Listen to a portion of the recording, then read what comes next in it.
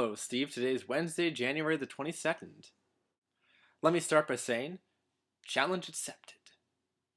We shall once again play a round of Oster Bingo. My challenge to you is to prepare a board that you can place on the Rad Bromance website under a cooperative challenge. That way, other people watching can prepare a board as well and try to best the two of us.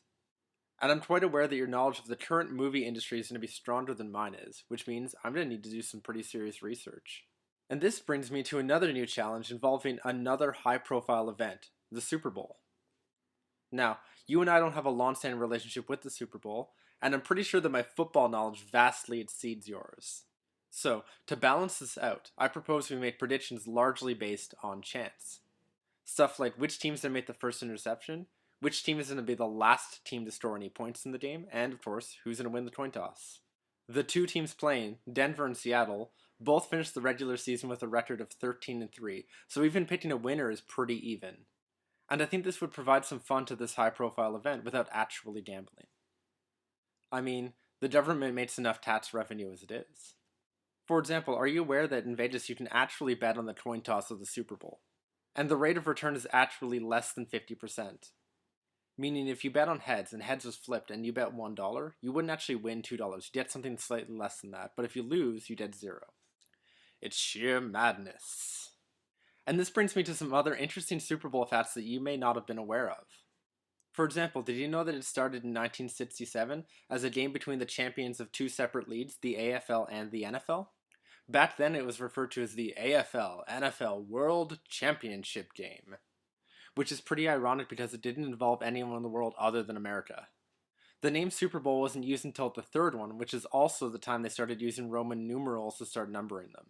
And the name has surprising origins.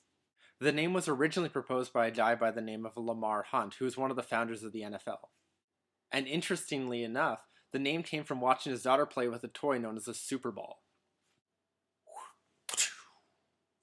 And the bowl part came from the fact that college games were played in bowl-shaped stadiums. And I have to admit that's a pretty awesome origin story for the name. We might want to do something like bingo, except not quite bingo because bingo's what we're doing for the Osters. Perhaps Connect 4? So let me know if you accept this challenge. As for the murder mystery, I agree with making it less generic. I mean, it's true, our jail system is currently way too overcrowded with butlers. And while the will provided a natural fraction question, I'm sure I can come up with a better one for the new situation, which is going to be a better situation anyways. I really do like the story that's been proposed so far. So my challenge to us is that you prepare some more of the narrative, and I prepare some more of the math, and we really get this thing going. And speaking of generic, let's finish with our chess match. Yay! My move is bishop from a6 to c4. I'll allow you to draw first blood if you so desire. I do not negotiate with chaos. That's it for now. Keep warm during this truly Canadian time of the year.